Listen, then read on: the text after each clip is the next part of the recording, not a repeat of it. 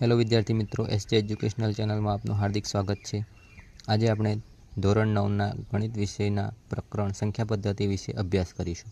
અગાઉના ધોરણમાં આપણે પ્રાકૃતિક સંખ્યા, પૂર્ણ સંખ્યા તેમજ પૂર્ણાંક સંખ્યા વિશે સમજ મેળવી ચૂક્યા છે। આજે આપણે સમય સંખ્યા વિશેનો ખ્યાલ મેળવીશું કે જે સંખ્યાને આપણે પી છેદમાં ક્યુ સ્વરૂપમાં દર્શાવી શકીએ, જ્યાં પી અને ક્યુ પૂર્ણાંકો અને ક્યુ બરાબર 0 ન હોય તેવી સંખ્યાને સમય સંખ્યા કહીએ। ટૂંકમાં જે સંખ્યાને આપણે અપૂર્ણાંક સ્વરૂપે દર્શાવી શકીએ તેવી સંખ્યાને સમય સંખ્યા કહી શકીએ, પરંતુ તેમાં અપૂર્ણાંકનો અંશ અને છેદ એ પૂર્ણાંક હોવા જોઈએ અને છેદ 0 હોવો જોઈએ નહીં। જેમ કે 2.5 એને આપણે 25 છેદમાં 10 તરીકે દર્શાવી શકીએ, જ્યાં 25 અને 10 બંને પૂર્ણાંકો છે અને છેદ જે 10 છે એ 0 નથી, એટલા માટે આપણે તેને સમય સંખ્યા કહી શકીએ।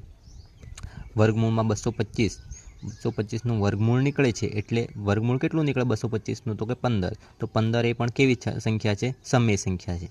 એટલે કે આ જે છે દરેક પ્રાકૃતિક, પૂર્ણાંક આ બધી સંખ્યાઓ તો સમય સંખ્યાઓ છે જ, પરંતુ આપણે જોઈએ કે અપૂર્ણાંક અને દશાંશ અપૂર્ણાંકમાં જે સંખ્યાઓમાં દશાંશ ચિહ્ન પછીની સંખ્યાઓ કે દશાંશ ચિહ્ન પહેલાંની સંખ્યાઓ સતત પુનરાવર્તિત થતી હોય, જેમ કે 0.3 0.3 0.3 આ સતત ચાલુ રહે છે, તો આવી જે સંખ્યાઓ છે એ પણ સમય સંખ્યાઓમાં ગણતરી કરવામાં આવે છે। જેમ કે આપણે ઉદાહરણ લઈએ તો કે 0.333333, તો આ સંખ્યા છે એ પણ કેવી છે? સમય સંખ્યા છે।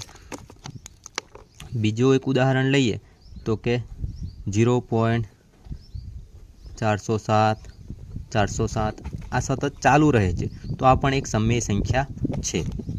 હવે જોઈએ અસમય સંખ્યાઓ, કે જે સંખ્યાઓ સમય ન હોય તેને અસમય સંખ્યા કહે છે।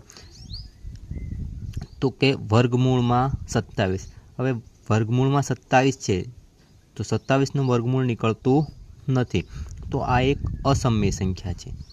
બીજી સંખ્યા છે 2.0407 0517, તો આમાં કોઈ પણ અંક પુનરાવર્તિત થતો નથી અને સતત ચાલુ રહે છે, માટે તેને અસમય સંખ્યા કહે છે। આમ સમય સંખ્યાઓ અને અસમય સંખ્યાઓ વિશેનો આપણે ખ્યાલ મેળવ્યો। જો વિડીયો ગમ્યો હોય તો લાઈક કરો અને આવા જ વિડીયો જોવા માટે એસજે એજ્યુકેશનલ ચેનલને સબસ્ક્રાઈબ કરો।